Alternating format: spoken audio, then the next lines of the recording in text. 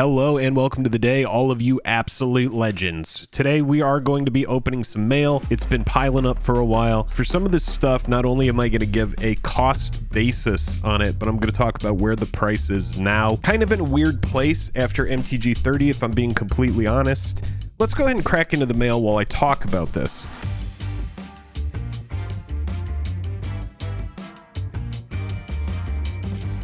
Highest level of gratitude to our patrons who power the channel through Patreon. Check out the Patreon link in the description to learn about monthly giveaways, VIP Discord access, and even our official playmat. A lot of this is for the collection, not really any specs in here. Because of collector products recently, I just kind of moved away from doing spec content. The reason is because I just don't have a lot of, I don't have a lot of faith in stuff to not be overprinted. I know that a lot of sellers are kind of bearish on, taking on a lot of singles inventory because it's so hard to even, sell some of this stuff. There's extended cards, there's etched cards, there's all sorts of different stuff. So it's difficult. Gerard's Hourglass Pendant. Got this for $5.95. It's now worth $4.25. Purchased it in October of 2022. Just wanted one of these for the collection. Flash, if a player would begin an extra turn, that player skips that turn instead. And then for 4, you can tap and exile it. Return to the battlefield, tapped all artifact, creature, enchantment, and land cards in your graveyard that were put there from the battlefield this turn. Just wanted a copy of the card for the collection. This goes all the way back to Double Masters 2022, Foil Anguished Unmaking. What's fun about these cards is these actually ended up being kind of like an error in those products. In Double Masters 2022 collector boosters, there were a bunch of collector boosters that had Anguished show up in the etched slot. And last pack here, guys. Can we bat 1,000 on Anguish Unmakings? Commons and uncommons. Borderless and borderless foil. Alicia's gonna smile at death. Oh, a smothering tide. This artwork is epic. You want that's some knuckles right there. 4 for 4 on Anguish Unmaking. On a $300 booster box, this feels bad. Multiple videos popped up where people were opening their Double Masters collector booster packs and getting Double Masters 2022 collector packs and getting this in the etched spot. So I made sure to pick one of those up while it was cheap. Got this at $8.67, and that was in September 27th, 2022. And now it sits at $11.49, so a little bit of an uptick. Take all of these prices with a grain of salt. Do your own due diligence. I've looked over at TCG Player, eBay. There's going to be some fluctuation. There's going to be, new listings popping up. Oh, now this is a fun one from Brothers War. Now this is a little bit of a spec. This is Autonomous Assembler. Pretty silly card here. It is an assembly worker. It costs 5, right? But it has this prototype thing, so you could cast it for cheaper. For 1 white and 1 other, prototype comes in as a 2/2, or you could cast it as for 5. It comes in as a 4/5 with vigilance, and then for 1 you could tap to put a 1/1 counter on target assembly worker you control, and it is an assembly worker. I purchased all of these at 99 cents a card. They're now worth about $1.50. I just think this is a card that has some potential. It's flexible. It has 2 different modes, so you could swing with it. It has vigilance, and then end of your opponent's turn, you could block with it, and then for 1 tap, put a 1/1 counter on it. So it scales nicely with the game. It's easy to put counters on it, and then for anything that puts extra counters, I think the card gets degenerate quickly. This is just one super low risk. It was only like $1, and I was like, hey, that's kind of an interesting card. That's kind of cool. Let's go ahead and get into that. Now this is Foil Mishra's Bauble, November 25th, 2022. Purchased it for $5.36. It's now worth $2.50, and oh, how the mighty have fallen. Mishra's Bauble is such a strong card too. I think if it had ever been printed at common, making it pauper playable, it would really just full send this card. But the fact that it's only ever been printed at uncommon kind of puts it in a situation where it's just like, I mean, Brothers War just overprinted the crap out of it. I thought I was getting in at a good deal at $5, but you can learn from this video. And this is another reason why I'm buying stuff that I want. I just want a play set of these to use for Modern. That's my only real want for these Mishra's baubles. I figured they would go through a big price correction, but like I said, I got that foil bauble November 25th, 2022. If I had waited even longer, December, January, February, I could have got this now for cheaper than I got it then. So that should speak a lot to like FOMO in Magic the Gathering. Don't really FOMO out anymore. Even staples like this where you want 4 of them, and a lot of modern decks want Mishra's Bauble, they're going to go through the big corrections. And if they get these massive reprints like Wizards of the Coast continues to do, all of your favorite cards, it doesn't matter how widely played they are, they'll go through a big correction. Keep in mind this is an uncommon though, and because it's an uncommon, it's going to go through a bigger correction than if it were a rare, and then a mythic would go through even a smaller correction. Next up, we do have a Mana Cannons. Now, Mana Cannons, I picked up just a single copy of this card, grabbed it on October 5th, 2022 for $1.70. It's now worth about $2.50, like $2. So pretty much even on this. Whenever you cast a multicolored spell, Mana Cannons deals X damage to any target where X is the number of colors that spell is. So for anything where it's like passive damage in like a 5-color kind of deck, I think Mana Cannons really has some potential to shine. All right, next up we have, now this is kind of funny because the only thing I purchased here was and this is crazy, a schematic foil Mesmeric Orb. I purchased on November 20th for $13. It's down to $11. So if I had been patient, could have got it for a couple dollars less.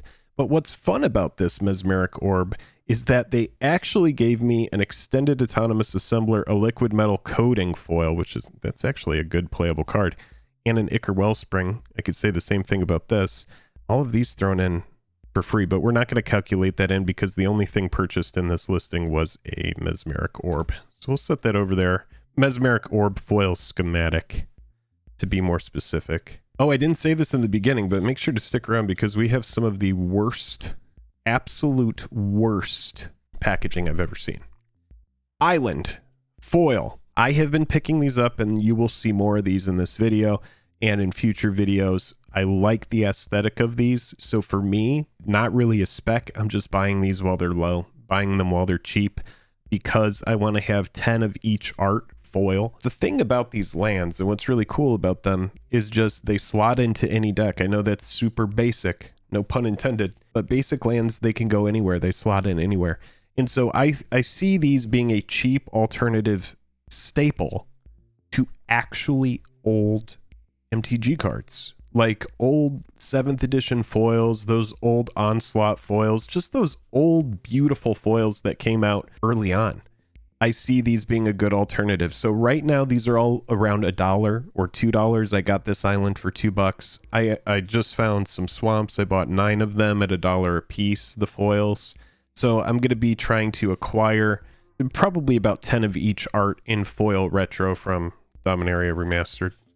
Oh, and here it is. This is the worst. Okay, so this is the worst packaging. I got this in an envelope, regular envelope here. Plain white envelope, and inside is this. All right, so you crack in here. I had to go through, I used the nail to crack in past this, but here's the thing is like, once you get in here, the Chain Lightning foil retro, again collecting these retro foils, they put the sticker right over the Chain Lightning. Like you can see the card is naked there. That's not like a penny sleeve over it. So let's just unearth this. I got this and I was like, you know what, I'm not even going to finish opening this. I'm going to wait until we do the video. This is unbelievable. Look at this. That sticker is just straight up across across the card. Let's just get the sticker off. Unbelievable. And surprisingly, wow, surprisingly, like no residue. It looks pretty good. There's a little bit of residue up there. Definitely would have preferred for it not to have been like that. But I'm just gonna help people out right here. One thing I like to do when I'm shipping a card, if it were a Chain Lightning, I'm just gonna show you. If I'm shipping this out to somebody, I'm gonna take it. You don't need to do all this overkill bullshit. All right, I'm gonna take the card. I'm gonna put it into a semi-rigid loader, not straight up. This is really easy. Okay, I like to use these cardboard gold soft sleeves, thick. Make sure that they're thick. They make other alternatives, vintage sleeves. They're pretty good, but it's a thick sleeve. You can probably, if you wanted to, fit about 16 cards in here. But what I like to do is I just like to take a regular penny sleeve. So what we would do is we'd put the chain lightning in it, and then I would take this thick sleeve, boom, put the penny sleeve within it. Now you see you got a sleeve within a sleeve. Then you just take this little semi-rigid, you just plop it right in there. You'll get better at it in time as you get used to putting more of these into semi-rigid loaders. That's it. Done and done. You don't need to put it in a bunch of cardboard. And then you just take a little bit of painter's tape. Painter's tape you can find at, geez, you could probably find it at your grocery store. If not, obviously a Home Depot or a Lowe's has it. Take a tiny bit. Boom. Just like that. Then you put it in a plain white envelope, send it with a stamp. It's machinable. Just like that. It's going to go through the mail system, no problemo. All right, so yeah, don't need to do the overkill. And I know that some of you are going to be like, well, what if I don't have all of that stuff? I'm just trying to send some cards. Here's the thing. If you're sending something in the mail, I mean, if that was a more expensive card, I would have to be like, what the shit? Leave some bad feedback, but I'm just going to let it go because I'm just going to play this Chain Lightning in a pauper deck anyway. All right, so bunch of retro foils here. We don't need to go through all of them. Some of the notables are like Mesa Enchantress, Tormod's Crypt. Got a couple Ornithopters. All foils here. Mind Stone. Some stuff that I want for decks. Goblin Matron. The Mog War Marshals. I have a modern Goblin deck. Duress, just one of my favorite old cards. Got Turnabout in here. One thing I'll say about this kind of stuff is when a new set comes out, one thing you should think about, you're going to see a lot of lots pop up where people are just like shedding tons of cards. Now some of these are double-sided, so I'll show you what the other stuff is. Got a Renewed Faith. A lot of this is bulk. A lot of these are not worth a lot. But I took a small risk on this and I bought this. Oh, that Chain Lightning, by the way, I bought for $2.75. It's pretty much even on that price. 29 cards in this lot. I got it for 21 bucks and it's actually down to 18. That's what these cards are currently worth right now. Obviously, Dominaria Remastered just came out, so this stuff is continuing to bottom out. So when I'm talking about getting the Mishra's Bauble in November, and if I had waited till now, I could have got it for cheaper. It's kind of like the same thing with this stuff. Maybe if I wait longer, I could have got it for cheaper, but I do know that players really do like the retro foils, and it's something that that isn't going away. Players just love that aesthetic. I'm one of them. I like how the retro foils look. I've for a long time really loved how sexy the 7th edition foils look, which is why you have a Birds of Paradise foil retro that came out this year that's worth $50 just because of the price memory of that very expensive 7th edition bird that has the same kind of retro border that everybody is attracted to. A couple more Chain Lightnings here, again, just for a deck. No real specs here, just getting this stuff while it's cheap and continues to bottom out. The risk on these is really low. So yeah, could they go down to $2? I think I got these for $2.50 a piece. Maybe they go to $2, maybe they go less, but I would rather just get them now. Risk is low, so not worried about it. But yeah, since Magic the Gathering 30th Anniversary Edition, my collecting habits have changed a lot. I am picking these up for EDH because check lands are actually a lot more attractive than people make them out to be. This foil Sulphur Falls, $6.97, currently up to $7.50. And I got it just probably like, God, maybe like a month ago, a few weeks ago. When did Dominaria Remastered come out? Not very long ago. And you'll see more stuff like this into the end of the video. Clifftop Retreat. Clifftop I got at $6.25. It's now worth $6, so pretty much even on that. And we got a couple more of these. 2 Clifftop Retreats. 2 of these I got at $7.61 total. All right, so these, you know, this is a good example of strike while the iron is hot. I got these at, geez, about $3.80 a piece. Oh, well, one is foil, one is non-foil. Okay, so never mind. Yeah, so that accounts for the price adjustment. These are probably worth, you know, like $2 a piece, $2 just the retro border. Obviously, these cards originally came out in Innistrad many moons ago. In here, we got some Hinterland Harbors. I'm fine with that kind of packaging. It's just paper here, no tape. Foil Hinterland, and foil Isolated. The 2 foil retro Hinterlands, $9.73 for both. They're both worth about 10 now, so even on those. But Dominaria Remastered literally just came out. The retro foil Isolated, $6.15, even on that as well. And then, oh yeah, and then these are also, yeah, also more of these. So we got 2 foil retro Hinterlands and a non-foil here. The way I feel about all of these, super attractive for EDH players that just want to make retro decks. Joel is making a full retro deck. I've met other people at the LGS that have moved into like making retro decks, making full art decks. So a little bit of a spec here on these. Obviously, I don't need all of these different Hinterlands, but I would rather get these while they're nice and cheap. So MTG in general collecting, I'll just say this, I've been a lot more bearish on it. I've had videos in the past where I've gone out of my way to buy tons and tons of copies of certain cards. All of these are pretty low to the ground. Nothing super expensive here. I think the most expensive card here was the Mesmeric Orb or the Anguished Unmaking.